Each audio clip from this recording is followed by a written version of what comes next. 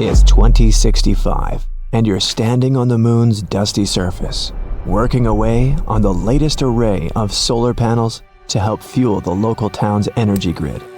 Suddenly, the surface begins to shake. Is this a moonquake? Or are those moon-born teenagers having a party in the town hall again? You look up at Earth.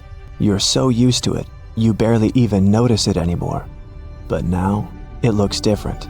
It takes you a few moments to work out why. It appears to be shrinking. You begin to panic. The Earth is moving away. The ground rumbles again, and you work out what's happening. The Earth isn't moving, but what you're standing on is. The moon has broken off its orbit and it's heading out into deep space. Destination unknown. The strange thing is, it's happening right now, and has been for a very long time. It's even affecting how long our days are. Eventually, it will pull away altogether and dramatically affect our planet's oceans. To explore what will happen, let's go back a little, to put it all into perspective. The moon has been hanging around us, literally, for 4.51 billion years. There are a few theories as to how the moon came into being. The main one is that it formed when a large object smashed into the young Earth. The early solar system was a chaotic place. A number of stellar bodies were created that didn't make it into a full planet. One of these bodies, as large as Mars, smashed into Earth, throwing huge chunks of our planet's crust into space. Gravity took over and tied these separate elements together. This explains why the moon is made of lighter particles than we find here on Earth. Billions of years later, and we're more than used to having the moon with us. It affects so much of our everyday life. The obvious one is tidal motion. The gravitational pull or tidal force that the moon exerts on our planet creates the tides. This force causes all of the water on the Earth's surface that's closest to the moon to bulge out to one side. A very short explanation is that it pushes in from the top of our planet and also the bottom, while pushing out from the sides at the same time. The Earth also has an effect on the moon, which we'll get into in a minute. But it appears that the moon might not like our company as much as we might think. It's slowly drifting away from us, even as we speak. The moon can seem small or large depending on the lunar cycle, but in actuality, it's just over a quarter or 27% of the size of Earth. The diameter of the moon's orbit around us is nearly 477,213 miles, but this diameter is increasing by 1.5 inches every year, which of course means that it's moving away by a factor of 1.5 inches each year. To help explain why we have to analyze our relationship to the moon a bit more closely, both celestial bodies are tidally locked. We are synced up in such a way that we always see the same side of the moon. The hemisphere that we never see is often referred to as the dark side, but that's not quite right. As the moon orbits Earth, different parts are in sunlight or darkness at varying times. This change in illumination is the moon going through its various phases. The tidal forces not only affect our oceans, but the body of the Earth too. Because the Earth is more rigid in structure than water, the tides on more solid matter, like the Earth's crust, have a much smaller effect. The tidal forces are interdependent. The gravitational field of the Earth will also apply tides in the body of the moon. Again, because we're not talking about fluid, the effect is very small, but it's there. This interchange of tides is quite complex. Interiors of both bodies are heated by these tides, just as the force applied to any object can create friction or its own heat. Take the planet Jupiter, for example, and its moon, Io. The tidal forces of the giant planet are so huge that the surface of Io, which is solid, is raised and lowered several hundred feet in each rotational period.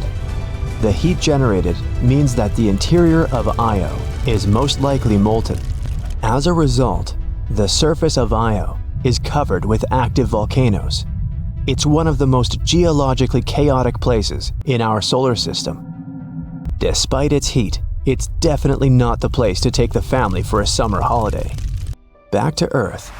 Our planet rotates on its axis once every 24 hours, and the Moon performs one revolution around us in 27.3 days. The bulge on Earth actually speeds up the Moon. The Earth pulls the Moon ahead in its orbit.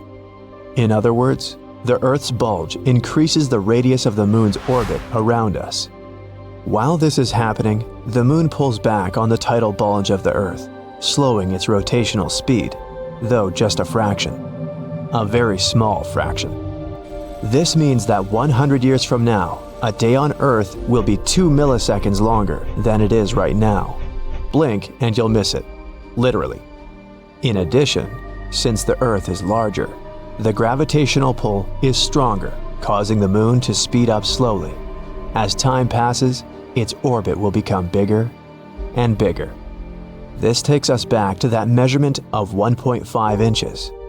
It may not seem like a lot, but over a period of time, this measurement becomes significant. Let's jump forwards billions of years from now, where we see that the Moon's orbit is so big that it does leave the pleasure of our company permanently. What happens to our oceans then? You've already guessed it. The tides will cease to be. That will make for very calm seas for any boat trips. That's if there are any humans left in, 50 billion years. Before that time, because of the tidal locking slowing down the Earth's rotational speed, it's possible that the Earth will slow down enough to permanently face the Moon. In turn, it may prevent the Moon from moving away from us. Imagine the effect on our planet if we stop rotating. One half will always be in darkness, the other in light. That'll play havoc on our seasons and the natural life. While it sounds dramatic, and the loss of tides would be a significant phenomenon, there are other more serious things to worry about occurring before then. In a tenth of that time, 5 billion years, our Sun will likely consume both the Moon and the Earth. Yep, our Sun is going to have a galaxy-sized party, the likes of which our solar system has never seen, and everyone's invited. The Sun is continually burning the hydrogen in its core into helium. Right now, it's approximately halfway through its life cycle.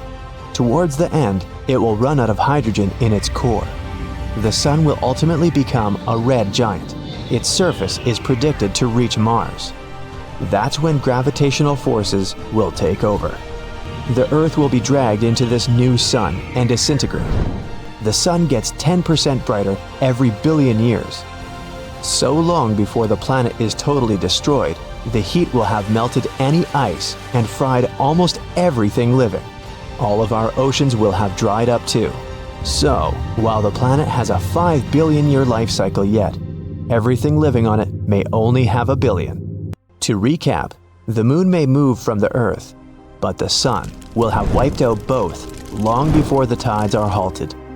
Let's steer away from that hot object and return to that sibling-like relationship of the Moon and Earth. The fact that the Moon has the same rotational period as the orbital period of both the Earth and the Moon is no coincidence. Over billions of years, the tidal coupling of the two has led to the synchronization we know today, and yet it's still evolving. The Earth is slowing its rotational period. Eventually, it will match that of the Moon, and they will be exact. And as I mentioned before, the days on Earth will become longer as well, by 2 milliseconds every century. To have a significant impact, it will take many thousands of years. However, it's nice to think that both the Earth and the Moon affect each other in many powerful and beneficial ways. It's almost like they're simply hanging out together, like a couple of old intergalactic buddies. The Moon has long been believed to have formed as a result of a humongous impact with the Earth. A Mars-sized celestial body could have driven itself into our planet and made part of its crust shatter. The resulting debris then packed together in a tight ball, which later became our Moon. But there's one question that's been bugging scientists. The Earth's crust is poor in metals, So, how come the moon has so much metal within it? The latest research basically throws the main theory out the window. So, we again know nothing about our closest neighbors coming to existence. On the moon, iron is preserved in pristine condition because there's no oxygen. It simply can't rust there. But a couple of years ago, scientists made an unexpected discovery. In the higher regions of our satellite, iron is oxidized and actually rusting. At first, this finding perplexed astronomers to no end. The presence of rust might mean people can breathe, at least in certain areas of the moon. But then the explanation surfaced. Oxygen might have got to the lifeless rock from our own planet. In the absence of atmosphere, solar winds beat the moon relentlessly, and nothing can stop them. These flares could swoop some oxygen from the upper layers of the Earth's atmosphere and carry it all the way to the moon. The molecules then come to rest at the highest points of the moon's surface.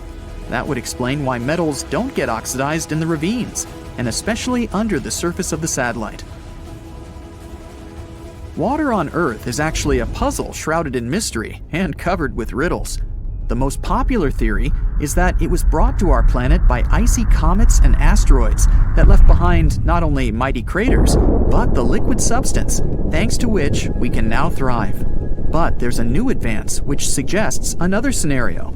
In space, there's a whole lot of organic matter, and under specific conditions, it could yield so much water it would be enough to fill our oceans 1,000 times over. Researchers conducted an experiment in which they heated this organic matter and obtained clear water and oil. If this is confirmed in future studies, it could mean that even oil appeared on Earth, not only thanks to fossilized remains of living beings, but came from outer space as well. The climate changes we're witnessing are most probably part of a natural cycle. Researchers from the University of California, Santa Cruz have devised a pattern in our planet's climate variations, and they look like extremely long seasons. Sometimes, these states could last for millions of years, and they're all related to how the Earth is positioned relative to the Sun. The seasons were dubbed Ice House, Cool House, Warm House, and Hot House, according to the prevalent temperatures. For the past 3 million years, for example, our planet has been in the state of Ice House, since the last ice age was not so long ago. But humanity's actions, adding to the greenhouse effect, have pushed the climate state to Warm House much faster than it would have come without us. When it finally comes, the overall temperature on Earth will rise to tropical values, something that the planet hasn't seen in over 50 million years. What a time to be alive! Back to the moon now. You can see it at different places, in different sizes, and even in different colors every night. The size and location are pretty easy to explain. As the Earth rotates around its axis and revolves around the Sun, we see the moon traveling around the night sky and getting either closer to or farther from our planet.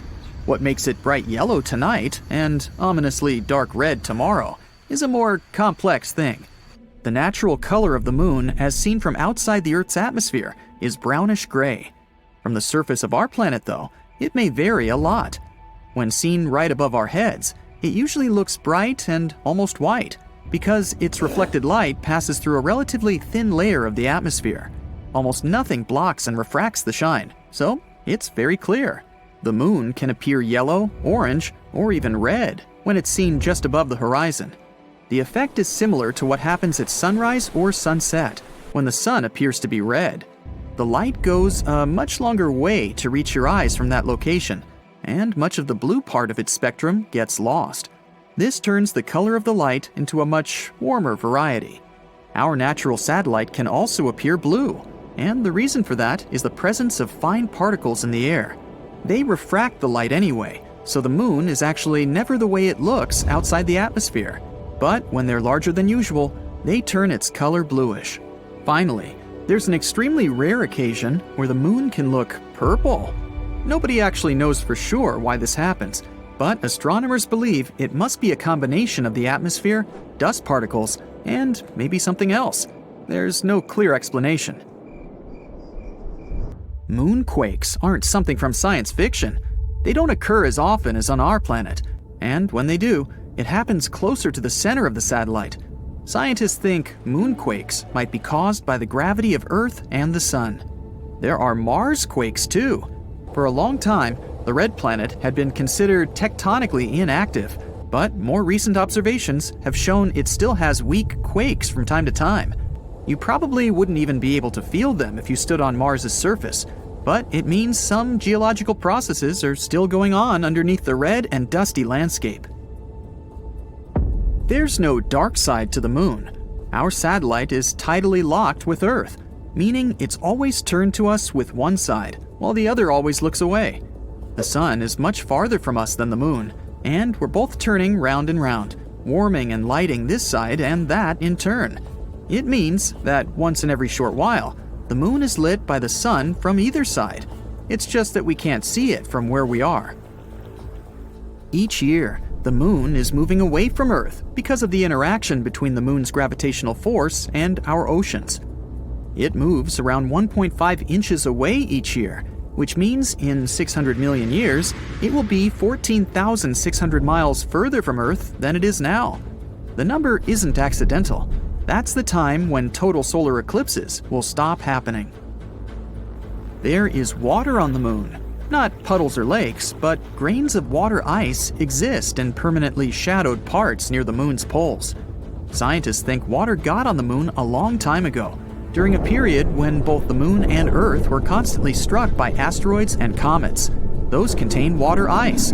This process may have even helped us get our own lakes and oceans, not just the moon's icy water.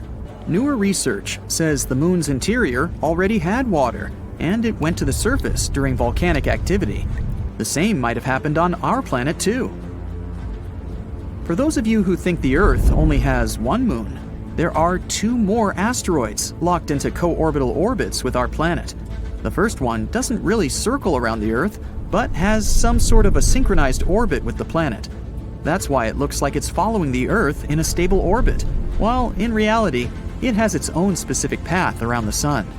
The other one follows a horseshoe orbit around our planet. Its specific path brings this asteroid closer to us every 95 years.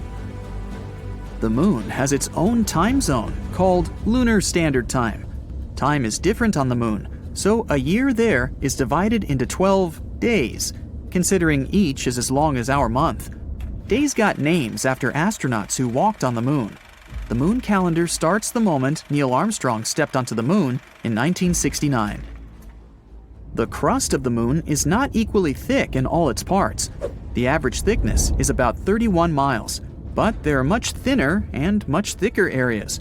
This is sometimes due to craters found all across its surface, and there are also big hollow tubes underneath. A lunar orbiter found one such tube several years ago, and it's pretty enormous. Although the tube's shape is irregular, it could swallow an entire football field. Scientists are still unsure what they could find in its depths. It could be a tunnel system, or some geological wonder in there. The most popular explanation of this thing is that it's a lava tube, the likes of which can be found on Earth too. When a lava flow cools, it gets a hard crust, which later thickens and creates a roof over that same lava.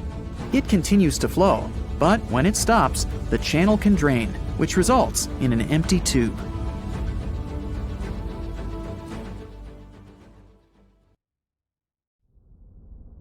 It's so close to us, at least in terms of space, but there's still so much we don't know about the moon yet. For example, Chinese researchers have collected soil samples from the moon and found out there might be billions of tiny glass spheres on the lunar surface. What's really cool is that they might hold enormous amounts of water. These tiny spheres form when meteorites hit the moon at crazy speeds, sometimes at hundreds of thousands of miles per hour. When that happens, a strong explosion sends bits of the moon's crust flying into the air like popcorn. As these chunks of crust cool down, they create little glass beads that look like tiny glittering spheres. These beads are so small that they're like crumbs sprinkled over the moon's surface. Scientists call them impact glass.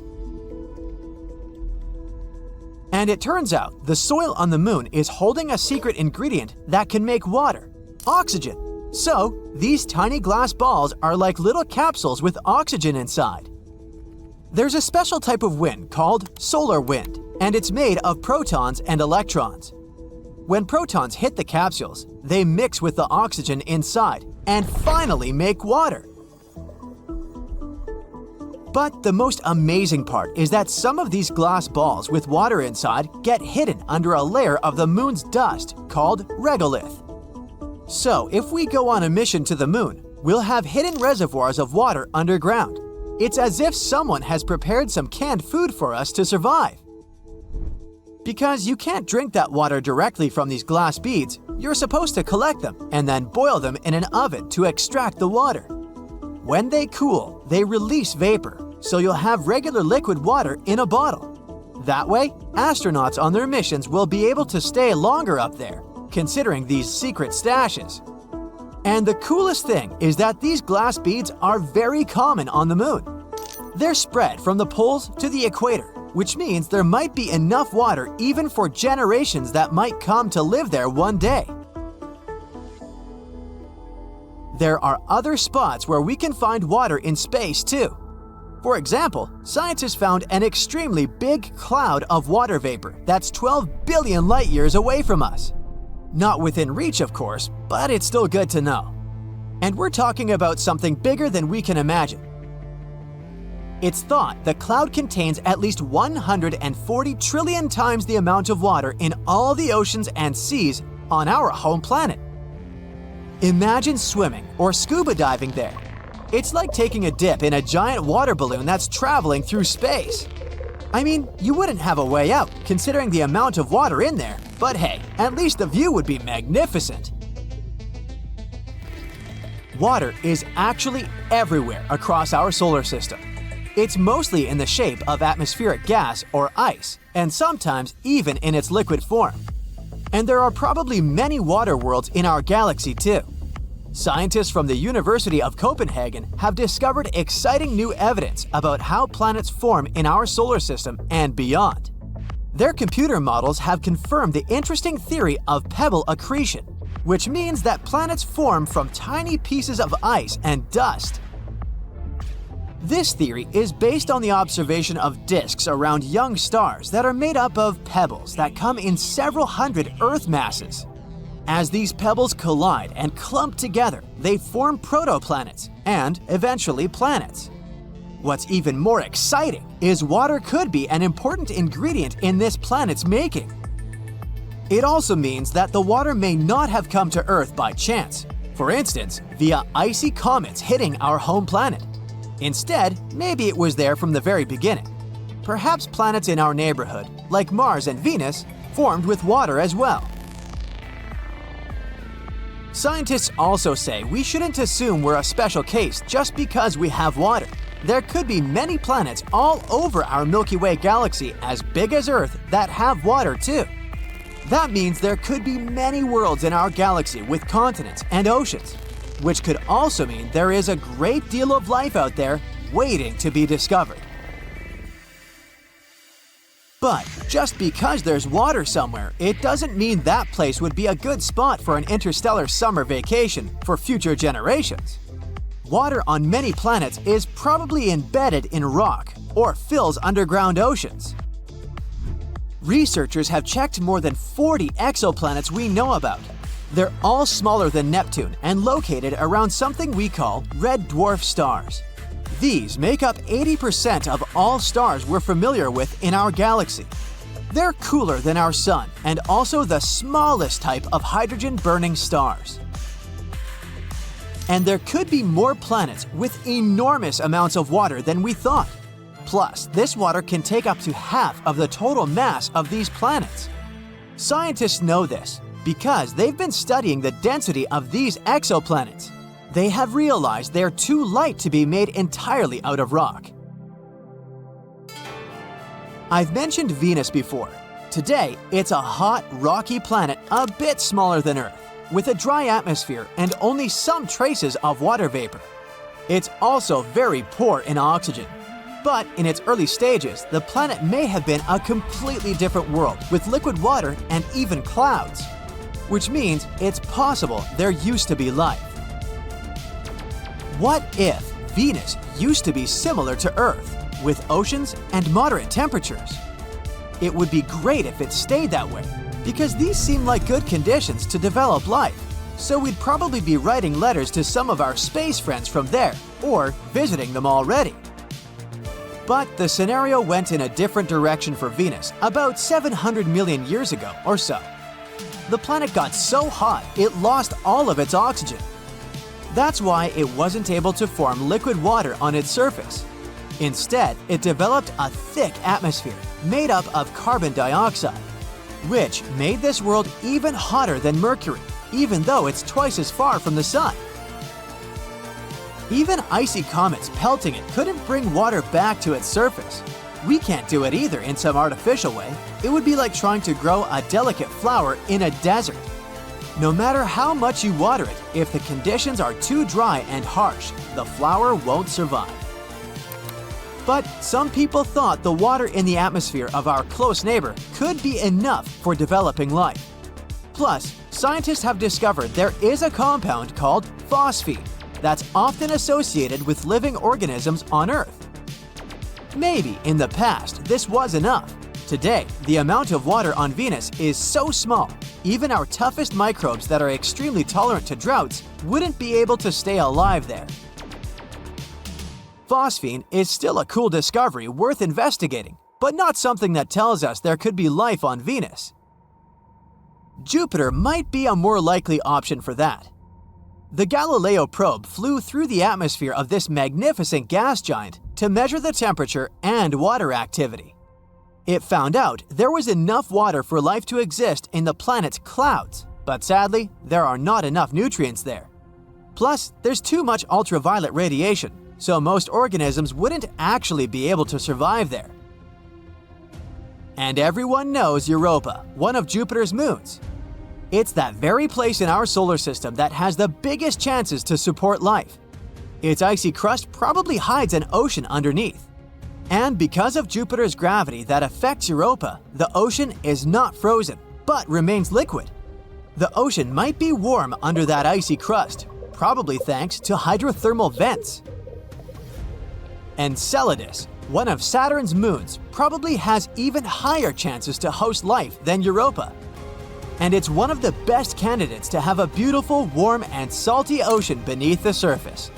It has the coolest ice geysers that catapult into space about 1,000 tons of water every hour, together with salt, organic molecules, and some other materials.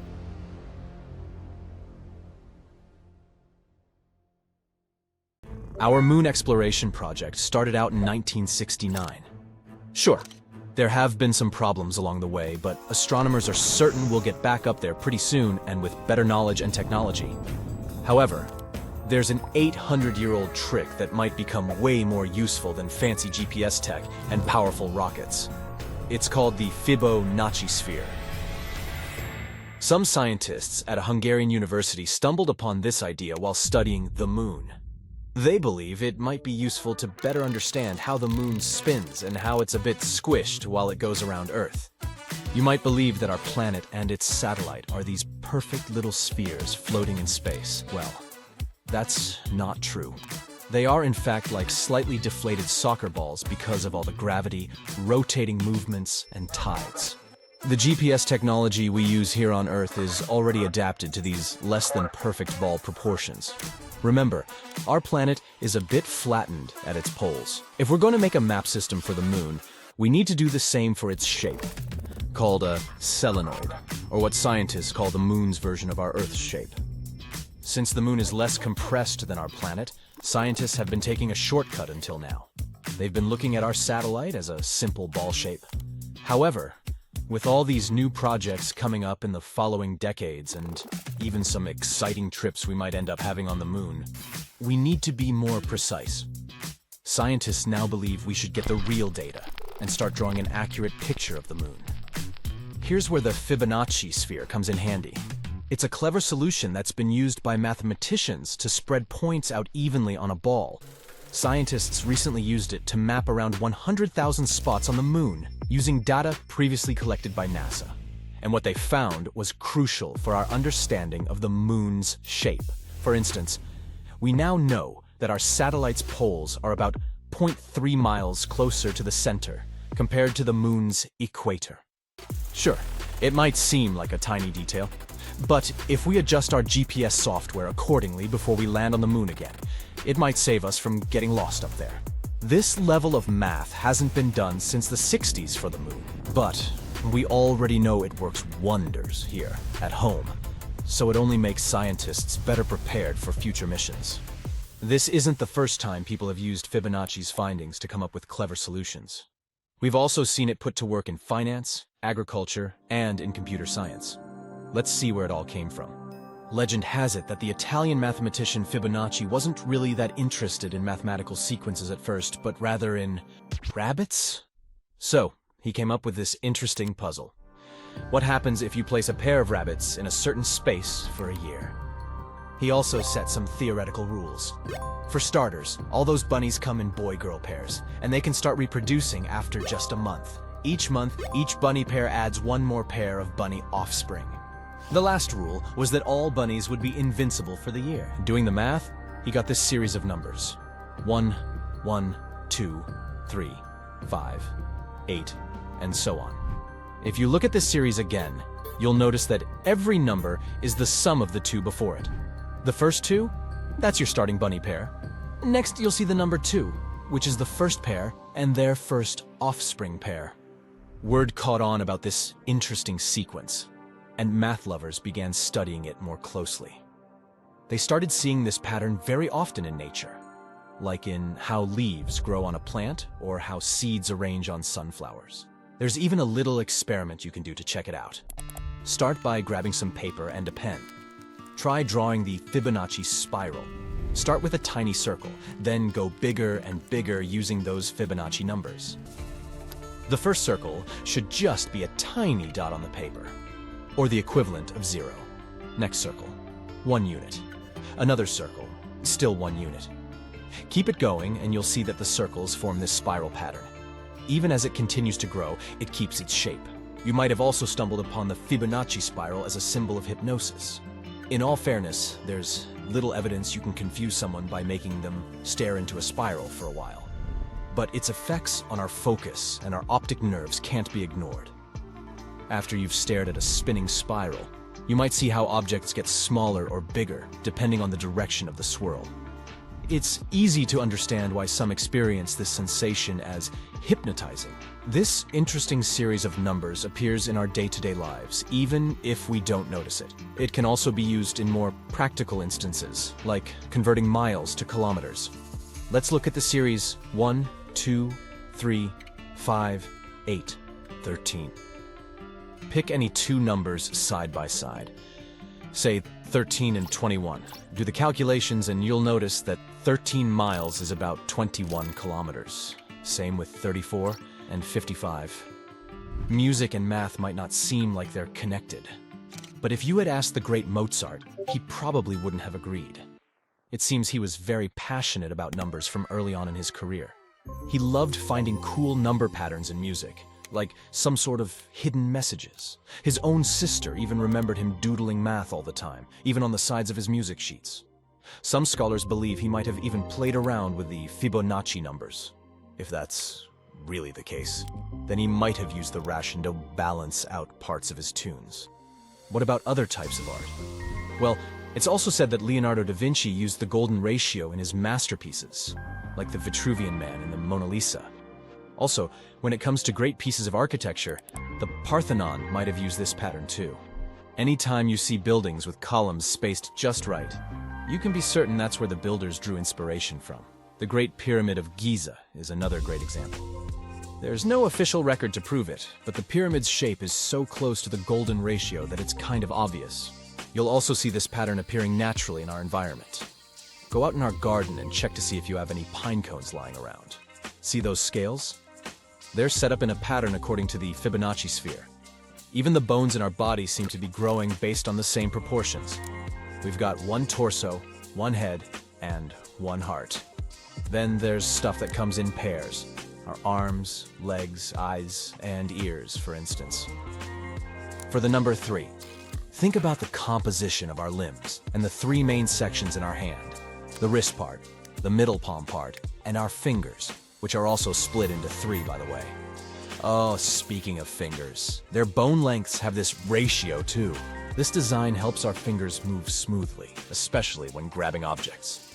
The Fibonacci sequence can be seen in the way ocean waves curve, and how rivers split and flow too. Weather patterns can also follow this rule. Some whirlpools and hurricanes form and spread out in the same way the Fibonacci spiral does. Zoom out, and you'll see that spirals aren't just found here on Earth. They're also everywhere in space, and it isn't random. Most galaxies, including our Milky Way, are spirals. Think of it like this. Generally, stars in a young galaxy don't all appear at once. Some are faster when developing, others take their time. This makes gravity pull in different ways, making the young galaxy spin like a disk. As it spins, different levels of gravity stretch it into getting these spiral arms. On the flip side, if all the stars in a young galaxy appear at the same time, gravity just smushes it all into an egg shape, or what the astronomers call elliptical. August 23, 2023, a day when India's Chandrayaan-3 spacecraft made history by becoming the first to touch down on the lunar South Pole, a place we can't normally see from Earth. What makes this lunar hideaway so fascinating to scientists? Well, it turns out it's hiding something precious: lunar ice. This place is believed to be more abundant with this ice than what we found up north. And it's not hard to see why scientists are so buzzed up about it. It's a frozen water source, and it could become our key to building a permanent lunar home, or even fueling missions all the way to Mars. Scientists knew about this ice for over 2 decades, since the NASA spacecraft accidentally stumbled upon it during one of the missions. Then in 2018, NASA triumphantly declared that they're 100% sure about it. They said that the south pole of the moon is abundant with water. Now picture this. Future lunar settlers could tap into this water supply. It could help us sustain life in the barren lunar landscape. Plus, by cleverly splitting the water into oxygen and hydrogen, we could receive both air and rocket fuel. All this will make moon missions more feasible and self-sustaining. It's also a great glimpse into the past. This ice, maybe as old as the moon itself, could unlock the moon's and Earth's deep mysteries. But it turns out that water isn't rare in space at all. There might be lots of planets out there where life could thrive. We know this because we started finding water vapor around stars, and this water is remarkably similar to the water in our own solar system. This discovery suggests that the water on Earth originally came from space. Water forms around stars in the cloud of extremely hot vapor. Then it turns into ice and sticks to tiny dust particles. These particles stick together over time and become bigger objects, like comets, planets, and other things. Some of these become comets and planets in our own solar system. And this is how water is being spread across the universe, and it may be how it got to our planet and the moon too. Scientists think that the lunar ice might have journeyed here eons ago. Maybe it hitched a ride on water-rich asteroids that smacked into the moon's surface. All this has big implications for us. The southern pole is an ideal canvas for humanity to establish a real moon base. Imagine brick domes connected by secret underground tunnels. They'll be bustling with people busily operating computers. Some others will be cruising the lunar landscape in their jeeps or on their way to mine precious resources. We have some pretty cool ideas on how to build this. First, you probably imagine hauling hefty and water-draining shelters all the way from Earth. But maybe there's a more effective way. Think about our history as a civilization. Every time we ventured to a new place, we surveyed the surroundings for available resources and used them to survive and thrive. This is how we spread across our own planet. So why shouldn't we spread across the moon the same way? Now, you might wonder what resources the moon might offer. We know about the ice, and it can be turned into water. But we can clearly see that our planet lacks lush greenery and edible food. Well, it might not be obvious, but the moon does have something to offer: mineral resources and sunlight. Unlike Earth, where the sun rises and sets, The lunar poles offer quite a beautiful sight. The sun gracefully orbits the horizon the entire day, which means it can provide an almost uninterrupted source of power. Imagine living in a world bathed in perpetual sunlight. I'm sure the solar panels will love it. Me? Not so much. Still, we could use not only the sun's light, but also its heat. Honestly, we should just use everything. If we're left with spare metal while producing oxygen, find a purpose for that metal too. We need to treat the environment responsibly, not only on Earth, but on the Moon as well. Which is why scientists are learning how to turn the Moon's most abundant resources, regolith, into sturdy bricks. They've been quite inventive in figuring out how to create moon bricks. Scientists want to use the sun's heat to melt lunar dust, layer by layer, essentially creating a 3D printer for moon dust.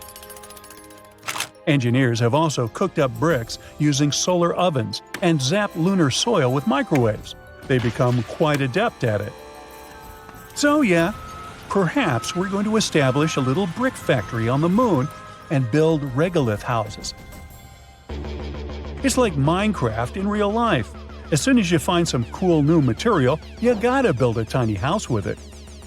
If successful, these bricks could be used to construct entire buildings, potentially covering inflatable modules or giving new life to abandoned landers. So, will astronauts need to become skilled bricklayers? Well, they won't do everything themselves. We'd have to create a small automated system involving robots working collaboratively. Humans will, of course, oversee the construction site. Despite all this automation, scientists believe that living on the Moon is going to be, well, call it cozy. The designs may involve stacked living quarters or multi-purpose areas. However, there would be some challenges too. On the Moon, things get extreme. Imagine scorching temperatures that can go up to 212 degrees Fahrenheit during the day, and at night, they plunge down to a chilly minus 290 degrees. And it's not just the weather. The Moon gets relentlessly exposed to solar radiation, cosmic rays, and micrometeorite impacts. All these things gradually wear down anything on its surface. Another big challenge is the lunar dust. On the Moon, there's no air to breathe, and the dust there can cause problems. And this one isn't only regular dust. It's super clingy and can even make astronauts sneeze and have watery eyes, as if they're having a lunar hay fever. It can also damage equipment and spacesuits. It's not something you want to mess with. Scientists have found that the dust is made when meteors hit the Moon, creating tiny particles and sharp glass shards. It's toxic, and its tiny particles can float around in low lunar gravity, making it hard to breathe. Unlike on Earth, the Moon doesn't have wind or rain to clean it away. So now they're studying it to find out how to prevent this annoying problem from ruining their entire mission. There's more to this lunar haven than meets the eye. Scientists also want to delve into the mysteries of low-frequency electromagnetic waves there. These waves are whispers from the far reaches of the universe. These elusive signals have remained hidden from us for ages. We only caught some cacophony of radio and other background noise, but that's it. On the Moon's dark side, however, we can finally record and study them. Studying these waves will help scientists to unlock the secrets of the universe's origins. It's not just about the Earth or the Moon. We're talking about peering back to the very beginnings of our world. Our new lunar lab might help us to forever reshape our understanding of the cosmos. So, NASA has some big plans on the Moon now.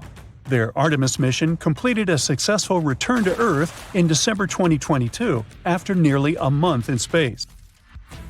It ventured far beyond the Moon. This mission proved the capabilities of some of our recent technological developments that will help us explore Mars. The goal of Artemis is to establish a lasting presence on the Moon. They want to create a gateway, like a space station in orbit around the satellite, to help with the landings. Artemis 2 is set to carry astronauts to lunar orbit in 2024, and during Artemis 3, which should take place in the mid-2020s, 2 astronauts will touch down near the Moon's south pole. It's quite possible that the lunar base will be built within the next couple of decades. So, stay tuned. The Moon. A beautiful, natural satellite with some mysterious dark splotches.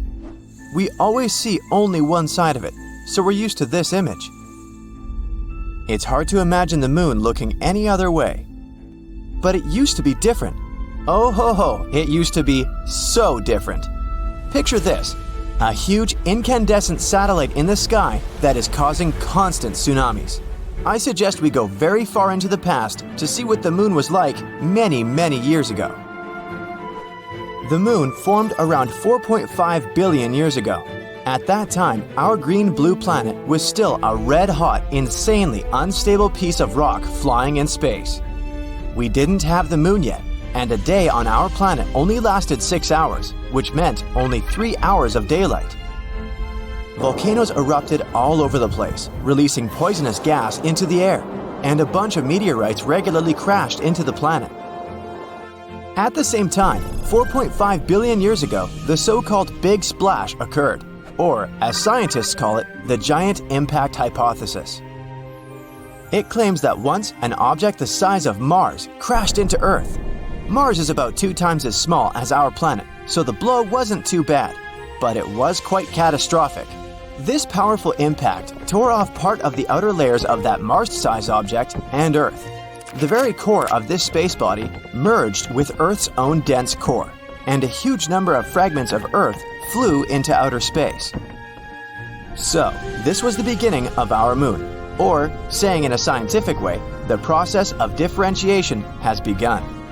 This is the process all planetary bodies go through at the beginning of their lives. Since the impact was very hot, its heat carried away most of the gases and liquids from the broken pieces of Earth. Only a relatively dry stone surface remained. So yeah, there is water and gases on the Moon, but in very small quantities. The gravity of our planet was strong enough to make all these hot stone fragments stay in its orbit, and they gradually began to stick together. The chemicals they contained were distributed in layers. Iron, which was heavier, sank deeper inside, and lighter elements formed the surface. In a short time, 100 years or less, the ring of steam, dust, and molten rock fused together. The largest clusters with the strongest gravity attracted more and more particles, gradually forming the Moon. It looked like a red-hot bubble ball. Sadly, the nucleus of this newborn Moon turned out to be very small. It lacked iron and other heavy elements to form into something substantial, like a planet. The oldest rocks of the Moon probably formed in the ocean of magma. And when the Moon gradually cooled down, it turned out to be a white, clean, and perfectly even ball. But it was still completely different from what we have now. To begin with, immediately after its birth, the satellite was located at a distance of only 13,500 miles away from Earth. This is 15 times closer than it is now, around 238,000 miles. It's scary to imagine how huge and bright the Moon looked in the sky at that moment. The view was probably both beautiful and terrifying. And, of course, such proximity caused incredibly huge waves on Earth. The planet experienced regular tsunamis. Also, at that time, the Moon was spinning very fast, and it wasn't turned to Earth with only one side. But, in general, Earth and the Moon had a positive impact on each other. For example, it was the Moon that made our day last 24 hours. Now, Earth's axis is mostly tilted 23.5 degrees from the plane of its orbit around the Sun. Without the Moon, Earth rotated rapidly, but thanks to the satellite, the planet's tilt stabilized, which led to a wide and pleasant variety of climates on Earth. To be fair, the gravity of our planet also helped the Moon. Thanks to it, the Moon began to rotate more and more slowly while gradually moving away from us. Over the years, its orbit has moved far away from our planet. At the same time, the Moon became tidally locked to Earth. This means that its rotation period coincides with its orbital period. Or, in other words, the Moon moves around itself as fast as it moves around the Earth. That's why the Moon always faces our planet with only one side. When the Moon moved away, tides on Earth became calmer. Now, water could flow to the most remote corners of our planet. It was then that life appeared on Earth. But back to the evolution of the Moon itself. What was happening on its surface after its formation? The next stages of the Moon's development were childhood and adolescence. And as is usually the case at this stage, this period was insane. No wonder. About 4 billion years ago, the solar system was going crazy. During the first 600 million years of the Moon's existence, large asteroids and comets constantly collided with it. Now, they were bothering not only our Earth, but also its satellite. These impacts were the most powerful in the history of the Moon. They left many large craters, which were later filled with dark rock. So, Earth wasn't enough for you, huh, space? Once, a dwarf planet crashed into the Moon. It was about the size of Ceres, the largest object in the asteroid belt between Mars and Jupiter. This explosion formed the SPA basin and also forever changed the appearance of the Moon. Can you see that dark spot on the far side of the Moon? Right there in this very south? This spot is called the South Pole Aitken Basin. Its diameter is about 1,600 miles. And yes, it was formed by the impact I've mentioned, about 4.3 billion years ago.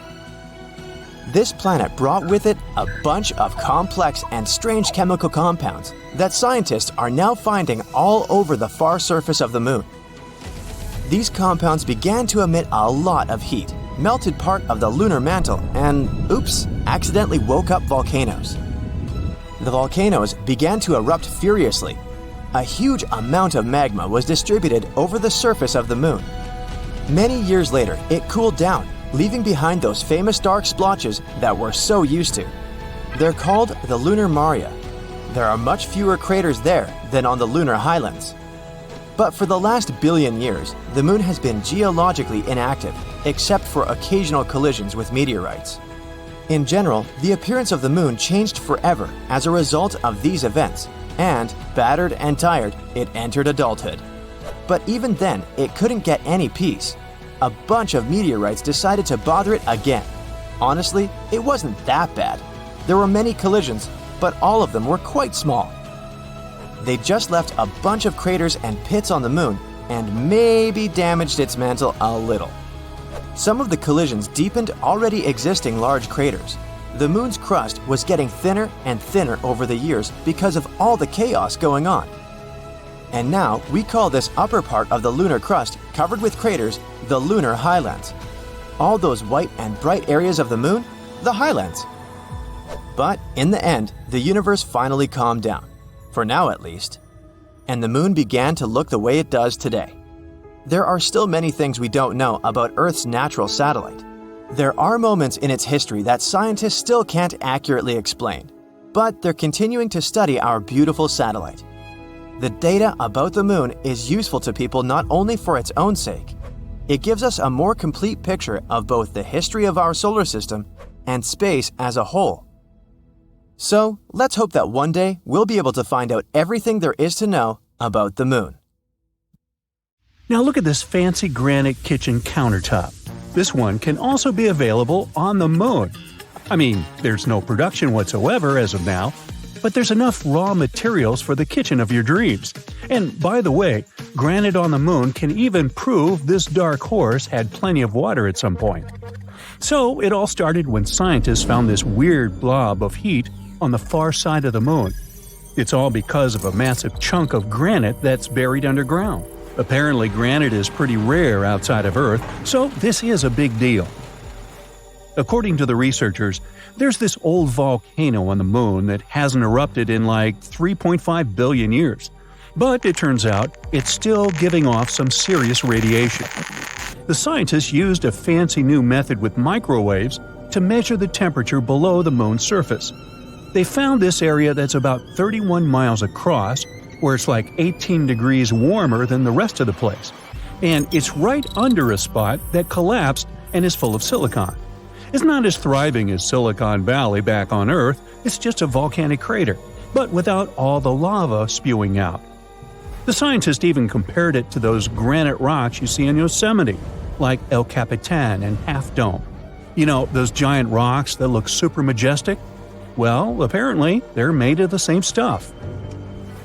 Researchers claim that granite is super common on Earth, but not anywhere else in our solar system. So, this could change everything we know about other rocky planets. Right, now we know there's granite on the Moon, but why is that important to us? So, you know how granite forms on Earth? It's all thanks to water and plate tectonics teaming up to create these huge blobs of melted rock beneath the surface. But guess what? The Moon doesn't have any of that action going on, which makes granite super rare up there. But this discovery could give us some clues about what the Moon was like back in the day when it had volcanic activity. Without water, making granite becomes a real challenge. But somehow, someway, they found granite on the Moon. No water, no plate tectonics, but still, we got granite. So what does that mean? Did the Moon have water in this one spot? Or was it just ridiculously hot? I guess we'll need to give a tad more time for the scientists to figure it out. The water on the Moon is an issue, though. Duh. As of now, the Moon is bigger than the Sahara Desert, but somehow 100 times drier. Astronomers have been debating for ages whether there's any water on this celestial neighbor of ours. But in 2020, NASA's SOFIA mission finally confirmed that there is indeed water on the sunlit part of the lunar surface. Turns out those grains of lunar dust have little molecules of H2O hanging out on them. Back in 1645, when people first started gazing at the Moon, they were fascinated by these dark spots all over its surface. Dutch astronomer Michael van Lengren even made a map and called these spots Maria, which means seas in Latin. Sorry, Michael, they're just actually plains of basalt from ancient volcanic eruptions, but we still use the term Maria today. In 1892, an American astronomer named William Pickering discovered that the Moon has practically no atmosphere. No clouds, no atmosphere, no chance for water to stick around. So, scientists started thinking that the Moon was as dry as a desert. But then, in the 1960s, a theoretical physicist named Kenneth Watson came along with an idea. He suggested that water ice could actually exist in the shadowy craters of the Moon that never see sunlight. These areas are called permanently shadowed regions. It was a mind-blowing concept at the time. The Apollo missions from 1969 to 1972 finally gave us the chance to look for water on the Moon up close and personal. But when the astronauts brought back soil samples, there was no sign of water. So everyone went back to thinking the Moon was bone dry.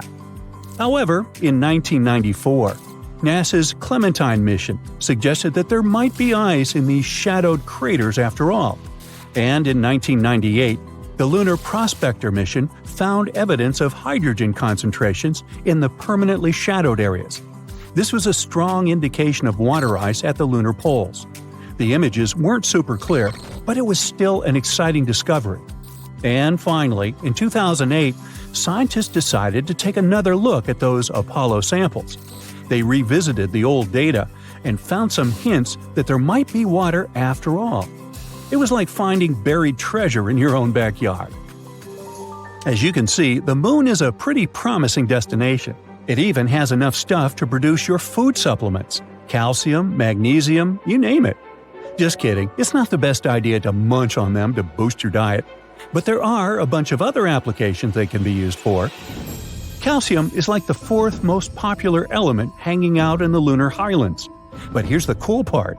Pure calcium metal is actually super flexible and can conduct electricity like a boss when there's no oxygen around. Who knew, right? Anorthite is a rare gem here on Earth, but up on the Moon, it's partly central for calcium. It can even help make those groovy silicon-based solar cells. To make them, you need some lunar silicon, iron, titanium oxide, and of course, our buddy calcium and aluminum. It's like a recipe for solar success up there in space. The Moon even has precious metals like gold. In 2009, NASA was on a lunar mission and they found some gold in the lunar soil. They had a spacecraft right behind the rocket, equipped with a fancy spectrometer. Its job was to study all the debris that got released when the rocket crashed. and they found all sorts of chemicals like carbon monoxide, carbon dioxide, ammonia, sodium, hydrogen, and even a little bit of mercury, gold, and silver. Hey, vampires beware. Now I know it's been quite a while since then, like 14 years to be exact, but measuring how much gold is actually there has been a real challenge. You see, it's hiding deep beneath the lunar regolith, making it tricky to get an accurate count.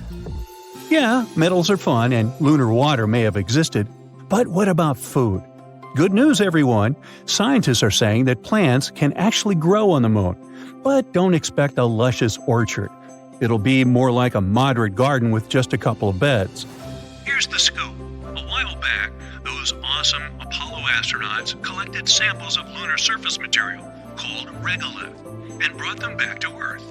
Fast forward 50 years, and NASA decided to use 3 of those samples to try growing plants for the very first time. They used dirt from under the lunar rover bumper to grow these plants. The team added water and seeds to the samples, giving each plant a gram of regolith.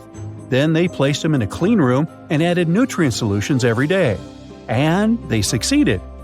During that challenge, the brilliant minds dealt with small plants like mustard greens in the nutrient-poor lunar soil. Yeah, we'll have to export olive oil from Earth to dress it. So, plants can indeed grow in the moon's soil.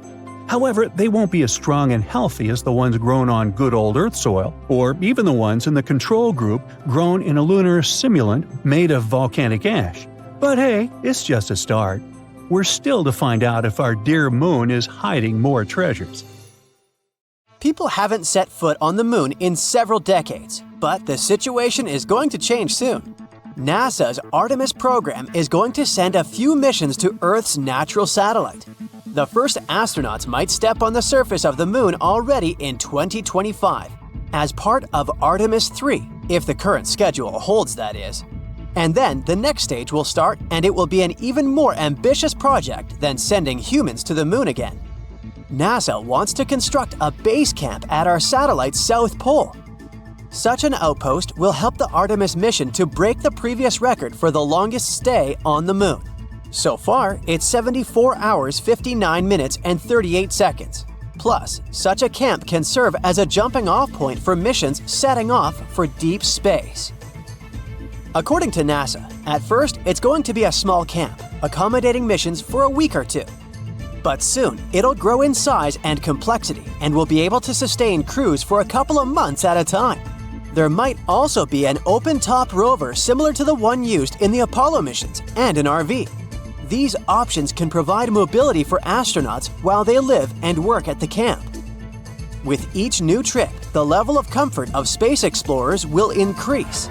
Specialists are now developing the technologies that will help people to work more easily on the moon, far away from home. There's also hope that building such a camp can help us prepare for an even more challenging step: human exploration of Mars. For the camp to function properly, it's very important to be able to find and extract resources from the satellite's rocks and dust.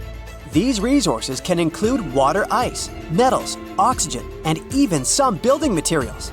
It'll help to lighten the load with supplies delivered to the moon.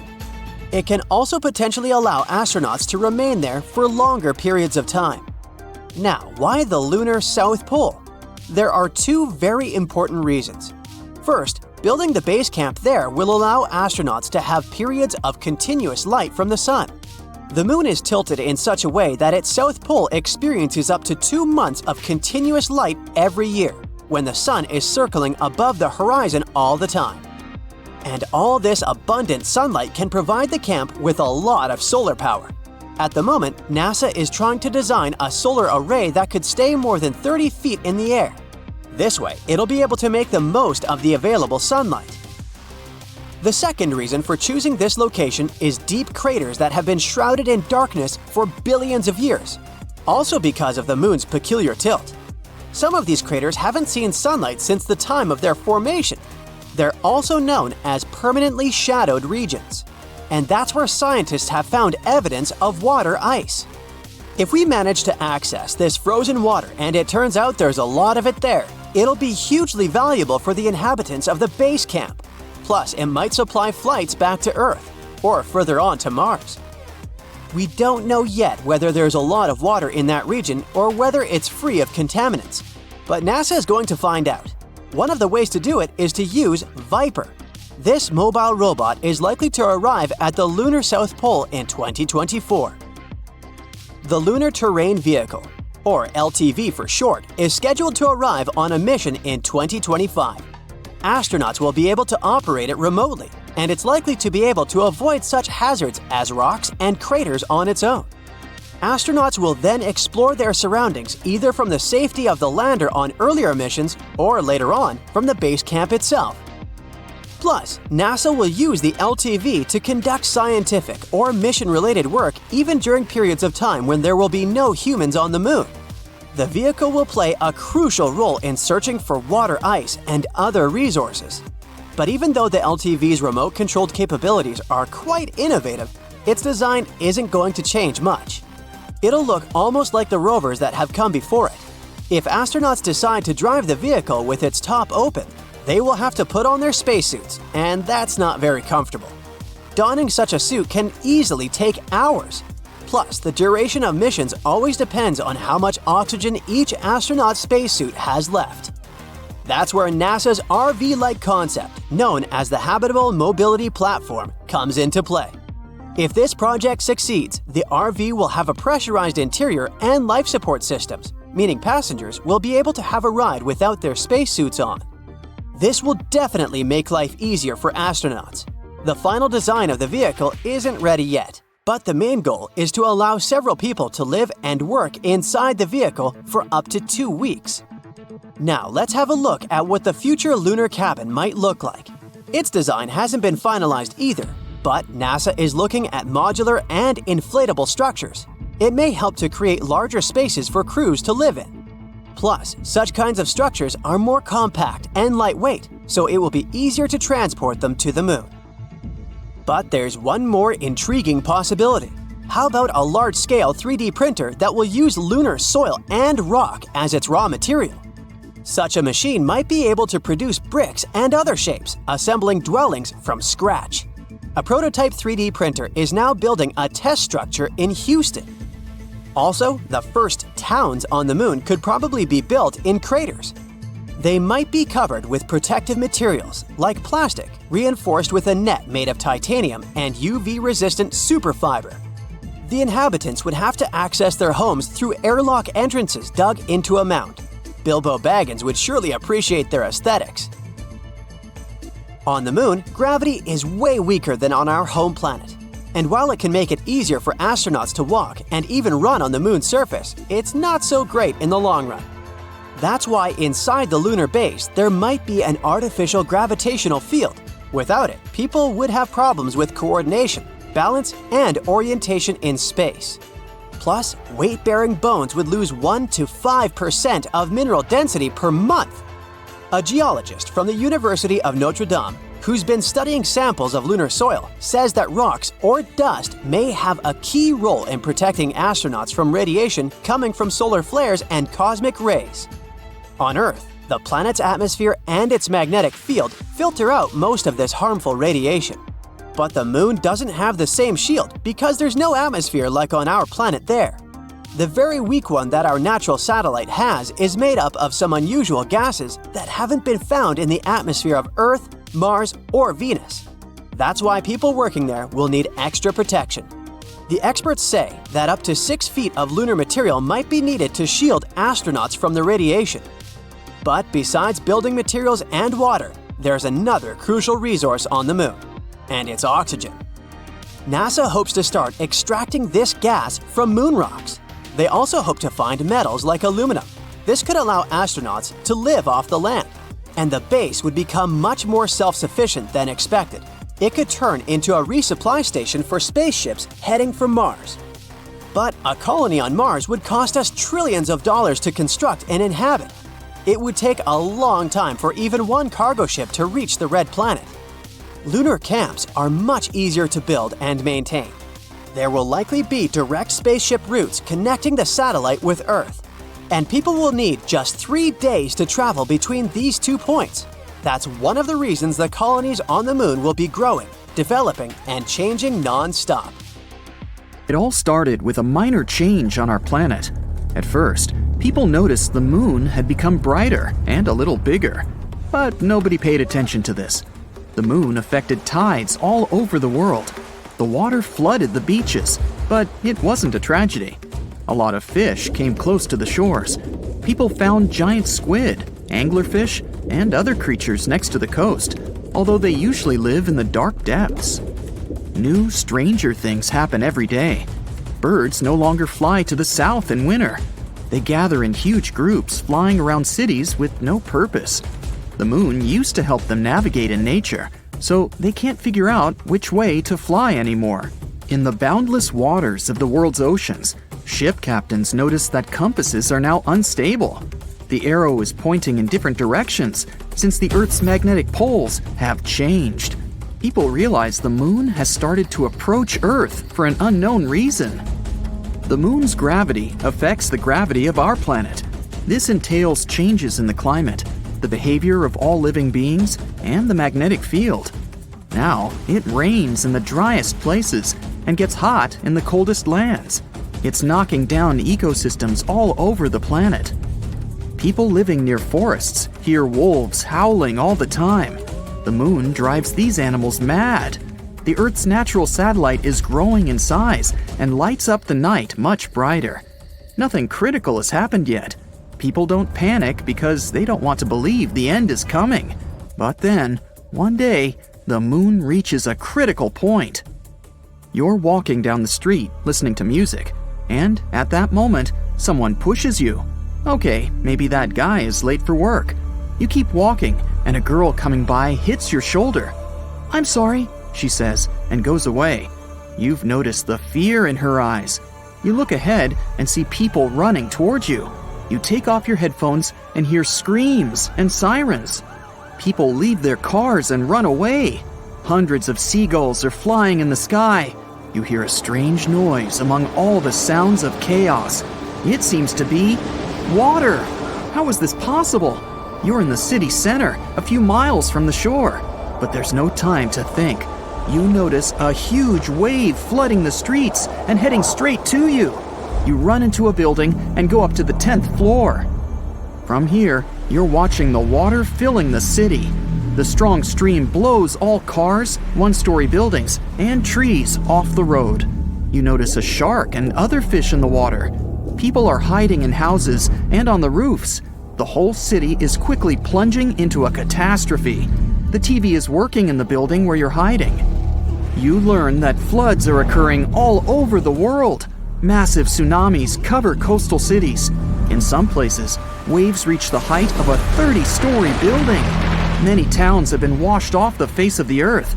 The moon is too close to Earth, and massive floods are just the beginning. The moon flies around Earth and helps to keep our home on its axis. The moon provides climate stability and helps living organisms develop. But now, this balance is broken. The moon is approaching and changing our planet's gravity. Earth can tilt slightly to the side and provoke massive floods around the world. Imagine that you're holding a round glass of water. Tilt it a little. See how the liquid moves from one side to another? The same thing is happening now with the oceans. But the moon is not just approaching us. It's flying around the planet and getting closer with each circle. It causes natural disasters in different locations on Earth all the time.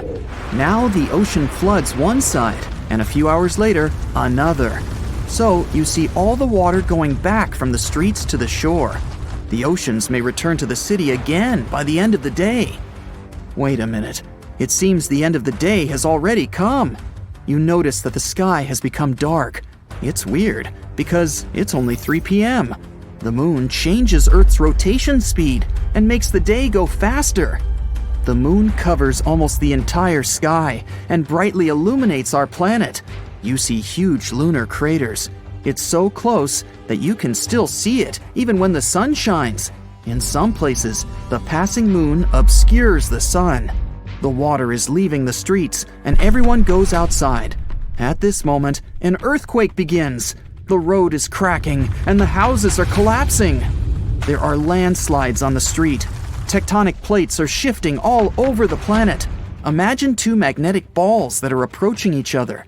So, one ball is the moon, and the second one is Earth's core. What do you think will happen to what's above the core? That's hundreds of thousands of miles of the Earth's crust. And now, it's all moving. Destructive cracks are emerging all over the world. The planet's highest mountains break down and turn into a pile of stones. The seabed cracks and releases magma from the underground depths. Volcanoes wake up and erupt magma. Clouds of volcanic ash cover the sky from the sun and the glowing moon. But the scariest thing is still ahead. A collision is inevitable. The moon flies around the planet like a ball in a round glass with a hole in the center. This force drives clouds all over the planet. Now there's a thunderstorm, but in 5 minutes, it will be snowing. Then the night comes, and it starts raining. Water droplets consist of mud and volcanic ash. It's difficult for people to breathe without gas masks. Atmospheric pressure is constantly changing. Some people experience severe migraines, and some have sore joints. But there's no time to think about your health. Humanity needs to figure out how to save itself from the collision. A new gravitational order will come when the moon crashes into Earth. Continents will change their shape. They will combine into one giant piece of land or split into 100 smaller ones. The energy of the collision can burn all the oxygen in the atmosphere and make the planet unsuitable for life. Hiding underground also makes no sense because of deep earthquakes. People decide to spend their last hours with loved ones and their families. The moon is getting closer. It's now at the same distance as the International Space Station. The moon covers the sky. Many cities are in the shadows because of the waves. Tsunamis, several miles in height, crash down on the ground. Millions of tons of magma collide with the ocean. Billions of gallons of water just evaporate. Moisture rises into the air, mixes with ash, and floods the land in the form of giant cumulus clouds. You've accepted the complete destruction of the planet. But something strange happens to the moon at this moment. You notice giant cracks appear on it. The moon slowly begins to divide into two parts. Both halves crumble into hundreds of large pieces. It's just falling apart. The Earth doesn't have a natural satellite anymore. It's just a pile of giant space rocks. But why is this happening? There's a space around our planet called the Roche limit. In this place, the gravity of Earth is stronger than that of the moon.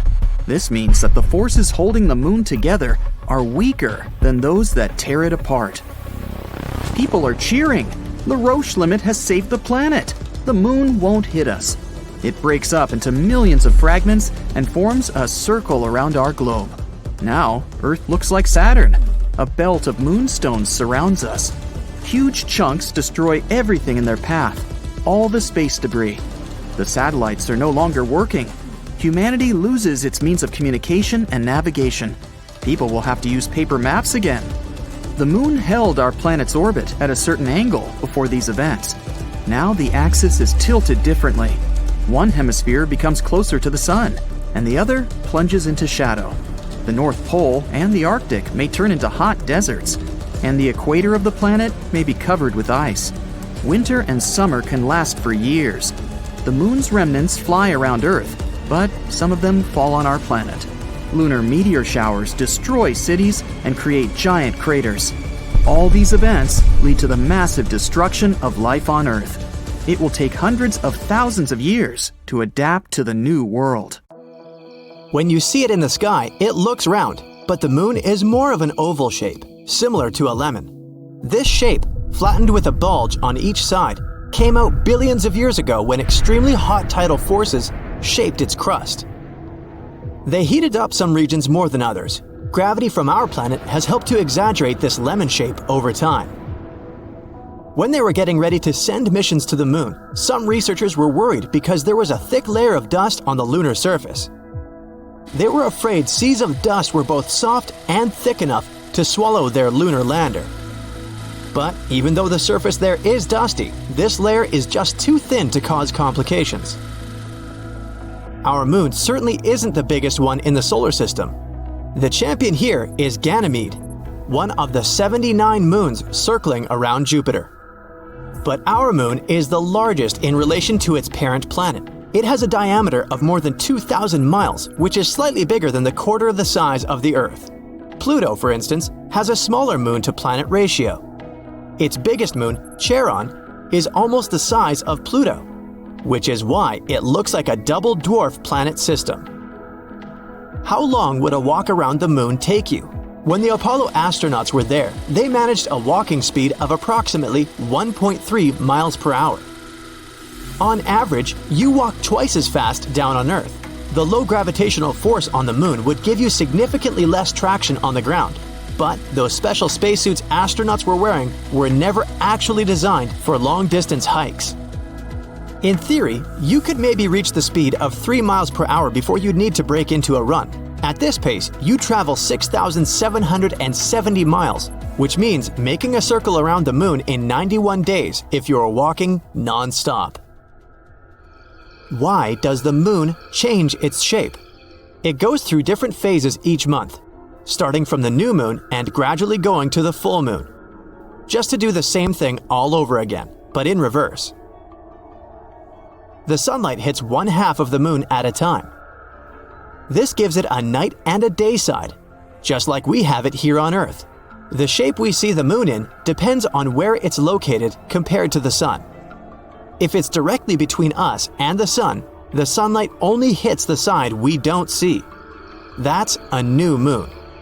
It appears completely dark in that phase. But when it comes to the far side of our planet from the sun, its day side completely faces the Earth. That's when we see a full moon. After the initial phase, when the moon is new, we'll see more of its surface in the sky as it orbits our planet. It's something we call waxing. The moon in this phase first becomes a crescent. The first quarter moon is when it's half full. After that, it goes into a gibbous moon phase, when it's larger than half full, but not yet full. After it reaches the full moon phase, it slowly shrinks and goes through the same phases but in the opposite direction. While up on the moon, you'd probably see human footprints there. True, no one has stepped there since the last Apollo mission in 1972. And the footsteps may stay there for many years because there's no geological activities on the moon, like earthquakes or volcanoes. There are no winds, rain, or other things that could erase these footprints. How would you get to the moon?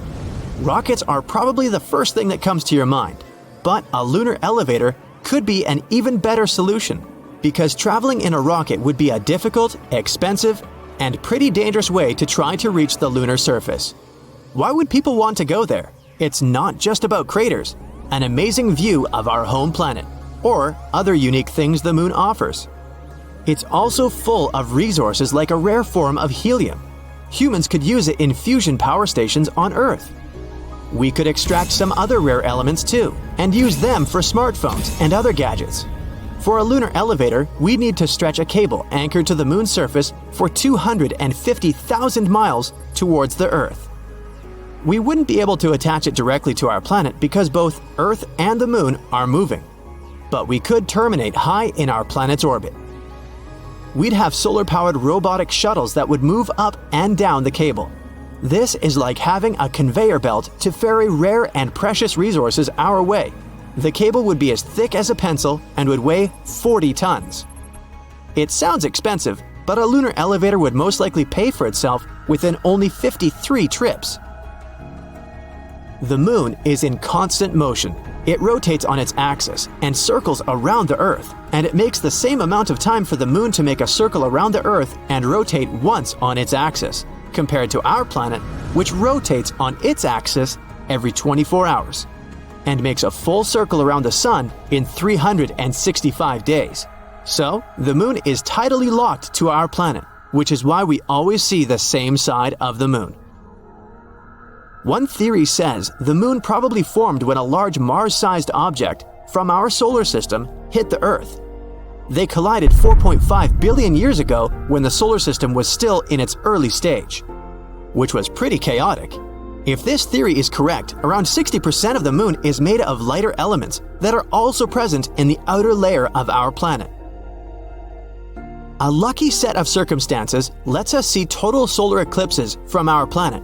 The Moon is the perfect size and distance from the Earth to appear the same size as the Sun when we're looking at it in the sky. When the Moon passes between the Sun and us, it covers the Sun perfectly. Plus, you can see an impressive halo that illuminates its edges. If it were any farther from us or smaller, a solar eclipse would only look like there's a blot on the Sun. Our Moon contains the water that kinda jumps around. There's water there locked up in ice. Some water molecules move around the surface as the Moon cools and warms during the day. The water gets stuck on its surface until the lunar midday, when the Sun is above the upper branch of any of the Moon's meridians. At this point, some of the water melts, heats up, and ends up in the delicate lunar atmosphere. Its atmosphere generally contains some unusual gases, including potassium and sodium. Venus, Mars, and Earth don't have these in their atmospheres, so the water stays and floats there until it gets to a cooler area. Then it settles back to the surface. There's a specific anomaly under the surface of the South Pole of the Moon, a giant and extremely dense blob of metal lodged in the mantle. And, most likely, it's altering the Moon's gravitational field. No one knows how such a huge blob of metal ended up trapped under the lunar surface. It could perhaps be remnants of the iron-nickel asteroid. 4 billion years ago, this asteroid crashed into the far side of the lunar surface and created this enormous South Pole Aitken crater. Our natural satellite is shrinking. Its interior is cooling, which results in the Moon getting over 150 feet skinnier just as a grape wrinkles as it's shrinking down. But a grape has flexible skin and the lunar surface crust is brittle. That's why it breaks as the Moon is getting smaller. That way, it forms thrust faults. One section of crust pushes over the closest part. This has been going on for the past few 100 million years. These lunar faults are still active. They probably produce moonquakes as the Moon gradually shrinks and cools all the time. Some of these quakes are strong, maybe 5 on the Richter scale. During their orbit around the Moon, astronauts took images of Ina, a quite unusual volcanic deposit. Ina is not that old. It might have been formed somewhere between 3.5 and 1 billion years ago. The volcanoes on the Moon were probably active during the age of dinosaurs. If only they could have invented telescopes. They'd probably have a magnificent view of lava oozing from the lunar surface from time to time. The Moon has its own time zone called Lunar Standard Time. It doesn't correspond with the time on our planet. A year on the Moon lasts 12 days. Each day is about as long as a month on Earth. These days got their names after astronauts who walked on the Moon. The days are divided into 30 cycles. The cycles are divided into hours, minutes, and seconds. The calendar started when Neil Armstrong set his foot on the Moon on July 21st, 1969.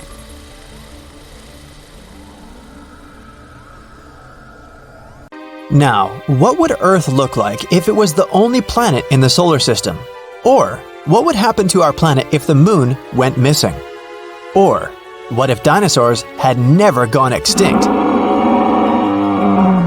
We've all heard the story. Over 66 million years ago, a big asteroid hit Earth. Almost 75% of creatures that roamed the planet at the time were wiped out in mass extinction. Among them, dinosaurs. Tyrannosaurus, Triceratops, Velociraptor, all gone. But because of that, we're all alive. According to science, the human race was developing more safely without these gigantic creatures hunting us. But what if that asteroid had crashed to the ground a few miles away from the place where it fell? What would the world be like today? Imagine walking down the street to your local supermarket and coming across a truck-sized T-Rex. Could that ever happen in this alternate universe we're talking about? Well, dinosaurs would have had to survive a lot more than an asteroid to be living nowadays. About 55 million years ago, the temperatures on the planet rose. The climate became 14 degrees Fahrenheit hotter than it is today. Rainforests flourished, and vegetation was abundant. In this scenario, herbivore dinosaurs would have likely thrived. But they would have started to look a bit different. Plants started growing during that time period were not very rich in nutrients. This means that dinosaurs would have probably shrunk in size, not having the necessary energy to grow all the way to their full size. Then, about 34 million years ago, South America and Antarctica split, which resulted in a cooler and drier climate. During this period, long-legged dinosaurs would have been the ones to survive. At that time, animals had to travel long distances to hunt, since seasons started to affect the availability of food and water. Compared to the mammals of that period, dinosaurs would have had significant advantages, like having more teeth or better eyesight. And speaking of mammals, some of them probably would have never evolved. That would have become dinosaurs' breakfast first. By the way, did you know that some dinosaurs live among us today? Think pigeons, or birds in general. They've all evolved from dinosaurs. Now, I bet you've heard once or twice that we use 10% of our brains. If this was true, what would happen if you used 100% of our brain? Would you be able to compose a symphony? Would you become a tech genius and create a multi-million-dollar company overnight? Let's start with the facts. We don't only use 10% of our brain. This notion became highly popularized by movies, but it's not very accurate. The truth is, the largest portion of your brain is active at all times. But not all parts are working simultaneously. The exact percentage varies from person to person. Now, neurologists say you wouldn't be using 100% of your brain's capacity at once. Your body simply wouldn't have enough energy for that, which means you'd be hungry all the time. Imagine the number of calories you'd need to consume for that to work. You would also be limited by your body's basic needs: breathing, digesting food, and circulating blood. So if you did use all of the capacity of your brain, you'd be tired all the time. It'd be worse than running a marathon without any preparation. The brain would need all the blood you'd have, which would mean less oxygen for your lungs. Different organs would begin to shut down one by one. In a nutshell, it'd be terrible for your health. By the way, some researchers have estimated that more than 60% of the brain is composed of something that is called neural dark matter. In other words, this dark matter consists of neurons that have no apparent purpose or simply don't respond to common stimuli. Marathons are some of the greatest feats of strength and endurance in the world, but what would happen to your body if you decided to run a marathon without any training? The statistics are overwhelming. Nearly 50% of participants drop out of the race before crossing the finish line. A regular marathon is 26 miles long, and if you're not used to physical activity, it's a great challenge. You'd probably be able to run the first mile without any serious problems, but breathing loudly and heavily through your mouth. By the third mile, your body temperature would skyrocket, and you'd feel as if you have a mild fever. You'd most likely give up here. But if you decided to keep going, you'd have to trick your mind and body into running another 23 miles. By the 20th mile, you'd hit what is known as the wall. Your body would have burned all your reserves of glucose, and you'd get extremely tired. Even experienced runners often go through this stage. By the end of the marathon, you'd be promising yourself to never do this again. You'd leave the race with at least a few cramps and many food cravings. Now picture this. It's a clear, beautiful night. There are no clouds, and you can see two of the brightest planets in Earth's sky blinking up there. Those are Mars and Venus. Now, have you ever imagined what would happen if Earth was the only planet in the solar system? If the other planets never existed, things would be really different for our Earth. The planets in the solar system work together, keeping one another in certain place with their gravitational pull. Now, if Mercury or Venus ceased to exist, Earth would drift closer to the Sun. Our atmospheric temperature would become similar to that on the surface of Mercury, 800 degrees Fahrenheit. This would make life on Earth impossible. But if Jupiter or Saturn disappeared, Earth would most likely drift further away from the Sun, and its temperature would drop to below -200 degrees Fahrenheit. If life managed to survive in such circumstances, it would probably be aquatic. The position of Earth in the solar system not only affects all kinds of life forms, but it also dictates seasons, the length of days, and how long one year lasts. Now, when we say no other planets, we mean no moons either. So, what would happen if one fine day the moon just disappeared? That would have catastrophic consequences. The moon has the largest influence on Earth's tides. In a moonless universe, tides would shrink by about 75%. This would greatly affect crabs, mussels, and sea snails that live in tidal zones. This would consequently disrupt the diet of larger animals. Eventually, it would affect entire coastal ecosystems. Earth's weather would change. Tides and tidal currents help mix cold Arctic water with warmer water from the tropics, stabilizing the climate worldwide. Weather forecasting would become almost impossible, and the average difference between the hottest and coldest places on Earth would become extreme. The absence of the moon would also influence Earth's tilt. Right now, Earth tilts on its axis at 23.5 degrees, mostly due to the moon's gravity. With no moon around, Earth's axis would wobble between 10 to 45 degrees. Scientists believe that even a slight difference in Earth's tilt can cause huge changes, such as an ice age. Other than this, a moonless sky would upend the lives of many nocturnal animals. Moths have evolved to navigate using the light of the moon and stars. Newborn baby turtles use the moon's light to find their way to the ocean. Different animals rely on both darkness and a small amount of moonlight to hunt effectively. Now, how about we travel far back in time and imagine what would happen if you lived in ancient Egypt? This civilization lasted for over 3,000 years. Ancient Egyptians were responsible for building some of the world's most recognizable symbols, the Great Pyramids at Giza. If you'd lived in ancient Egypt, you'd have witnessed a time of enormous scientific and mathematical breakthroughs. Ancient Egyptians organized themselves in strict social structures, so you'd probably have to fit into one of them. You'd have either been born a laborer, a farmer, or a specialist, which was either a soldier, a sailor, or a teacher, or you'd have been part of the Egyptian elite. If you had been a farmer, you'd probably live in a house made of mud bricks. You'd have had a stone oven and kept your food stored in a pit in the ground. You'd have spent your days tending to crop fields by the Nile River, or taking care of cattle and ducks. On tax days, you'd have packed up some of your harvest and brought it to the temple as payment for the usage of land.